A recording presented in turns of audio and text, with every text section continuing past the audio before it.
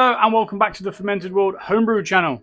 Same t-shirt, different hat. It is the same day as the brew of the blackberry sour, but I need to empty this before I can brew that. So I've got that on the mash now. That's got a 40 minutes before we're going to heat it up to 76 degrees. No, sorry, 69 degrees. So what I need to do is I need to transfer this, which is 7 litres. We'll probably get 6.5 litres. Need to transfer these in between these two smaller demijohns, or jars, vessels, whatever you want to call them, because there's more than a gallon, so I kind of can't fit it in a standard demijohn. So I'm going to use 2 of these US demijohns and put in about half each. This is it going into secondary. Looking at it, I am assuming it's finished fermenting and also assuming that it is cleared out to a degree. So let us begin. I'm going to pop that there because I am going to need it on hand, because I'm going to need to be able to switch from one to the other. So I'm going to put them side by side. Probably going to make a bit of a mess doing it, but do you know what? I don't care. Do you know what? No matter how much I wash this, it always stays dirty. I don't understand. I don't understand it. It's always got this dirt mark on it. Might be burnt, you know.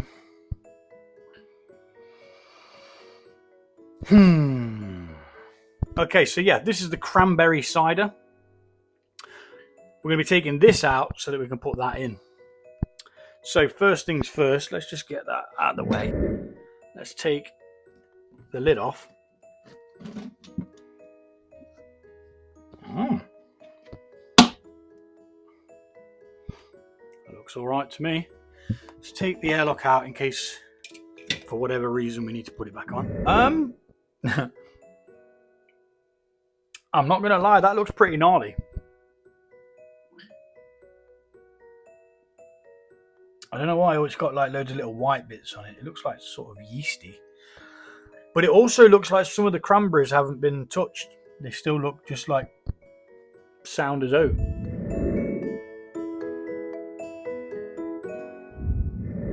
But I'm not worried. Qui sera, sera. Whatever will be, will be. I need this bucket. So there's no two ways about it. I'm taking this bucket. It does smell gorgeous. I've just got a waft of the aroma once I broke into that fruit deposit. Now I'm hoping it's super dry. That is my hope. I've got to put that in because I don't want to disturb anything that's at the bottom. Oh, look at that. Haha, that looks awesome. Let it just wobble around a second. It's looking dry, which is what I'll be keeping these at. I'll be keeping them all dry. I like a dry cider, not one of these sweet ciders. You know, like, I mean, don't get me wrong, I can drink sweet ciders. Like, I do like Koppenberg. Some of their, is it Koppenberg? Yeah, some of theirs are really, really nice. So that's at the 1 mark. 1.000 mark. Let me just switch that so that I know how long I've got. 28 minutes before I've got to increase the temperature of the beer. It is in the mash phase at the moment. Okay, so 1.000, which is dry. It's not 100% dry, but it's dry enough to be bottled. There was no movement in the airlock. Oh, that smells so flipping good, man.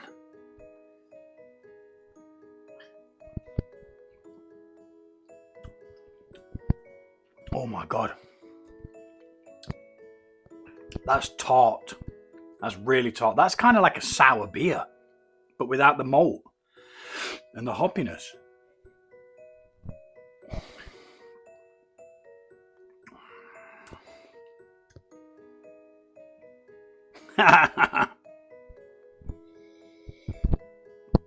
Nailed it. Very nice. Very nice indeed. Okay, so this has got a tap on it. So I'm going to utilize the fact it has a tap. And we're going to kind of... Could we borrow the tube from this?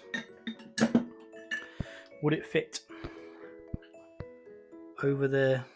No. Would that end fit over there? Bear with me. Yes.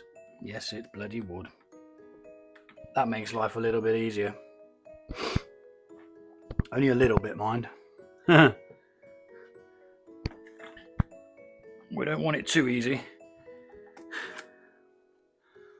So I've never done it like this before, but I'm assuming with gravity I should just be able to turn that tap on and it's going to pull out the liquid. What do you think? Just make sure that that's on properly because I do not want it going everywhere. Wish me luck. Here it goes. Now it's bringing some of the yuck with it, which is to be expected because it's drawing from down here, but it does have one of these little caps in. I don't know whether I've got a spare one to show you. No, I haven't. But imagine this, right? Imagine this is attached to the inside of this tap. It goes into it like that, and then it's got like a little cut at the top here where it only allows liquid from the top to come in.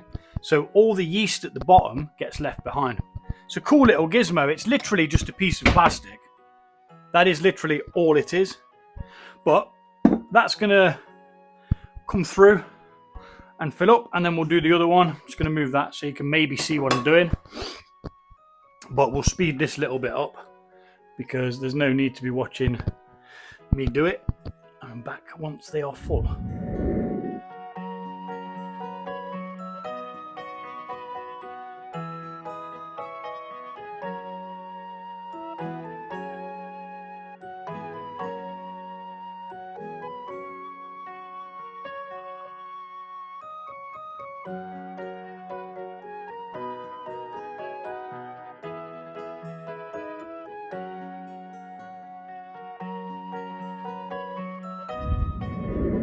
Okay, we came up against a little bit of a problem, which was it didn't have the device I was talking about in there. And the cranberries have all bunched up and blocked it. So I then had to draw it out with this. Now, doing that brought a hell of a lot of the yeast with it. At first, this was the clearer one.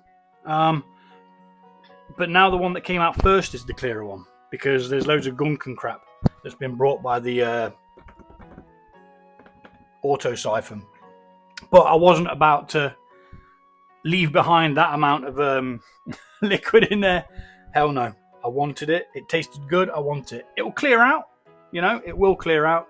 We're going to add some stoppers to these to make sure it doesn't continue to ferment any further. And it'll also help stabilize it as well a little bit. So this needs to be cleaned out and all this tipped down the toilet. Don't want to put it down your sink. To be honest, the cranberries are probably able to go on the compost. Yeah, they're going on the compost. But then again, there's loads of alcohol and stuff in there that might damage the ecosystem inside the compost. So no, I'm not going to do that. They're going down the toilet. And I have got approximately 15 minutes until I need to be back over there with my other hat on. But yeah, let's do a quick gravity check.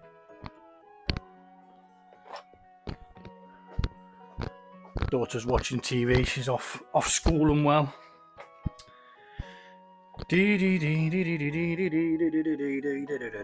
So start gravity. Where's the lid? We've got a start gravity of 1.034. That sounds pretty low, doesn't it? 1.034, but then again these do go dry, so 0, 0, 4.4%.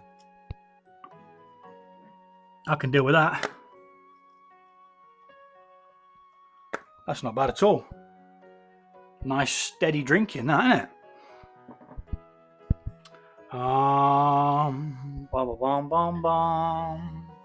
So let's get this out of my way quickly.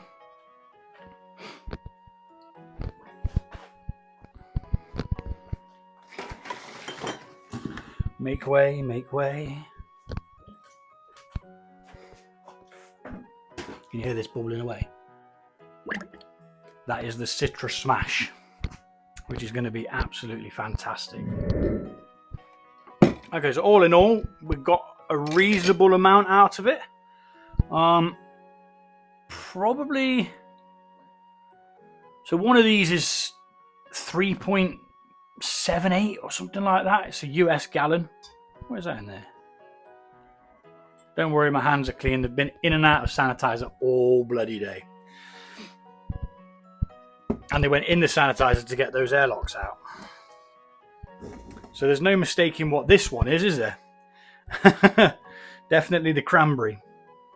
So, fermentation stoppers, what time are we on? 12 minutes. I've got some of it over here because I'm using it for the beer. So, we're going to treat these as gallons. We're going to put a Campden tablet in each.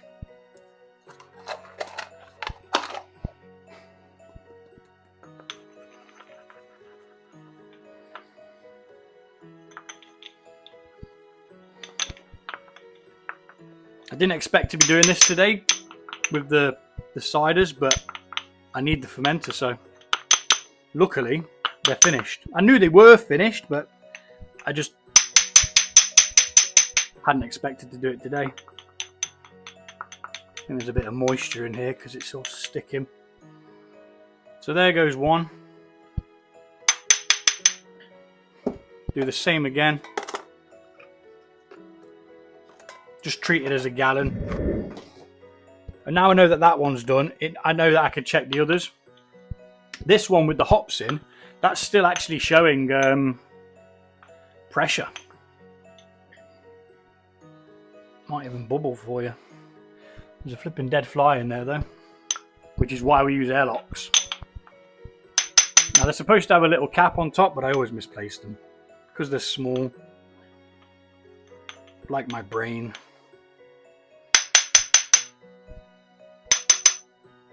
That's that.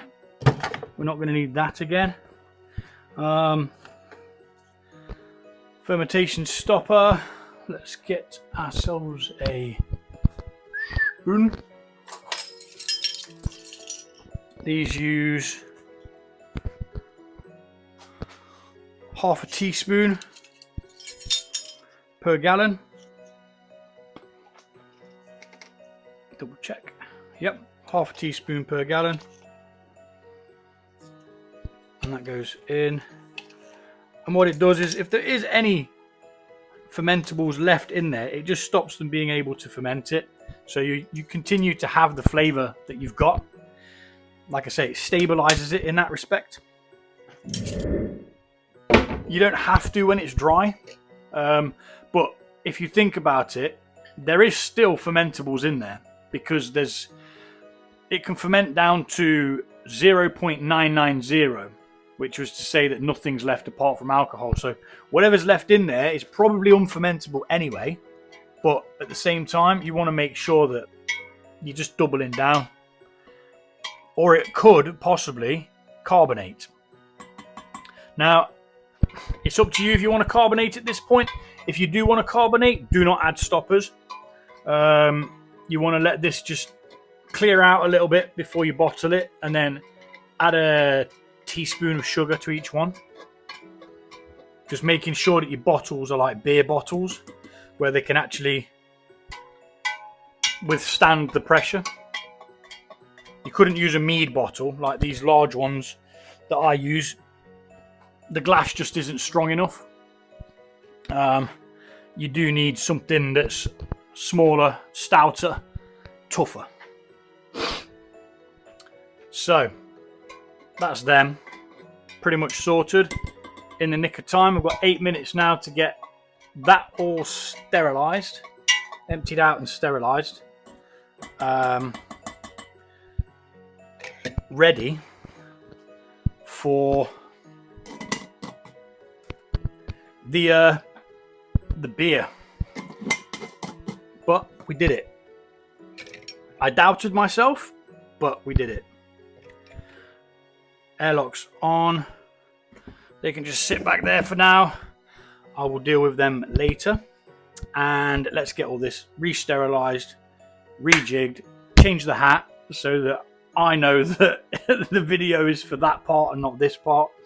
And yeah, thanks for watching. Take it easy, and I'll see you soon.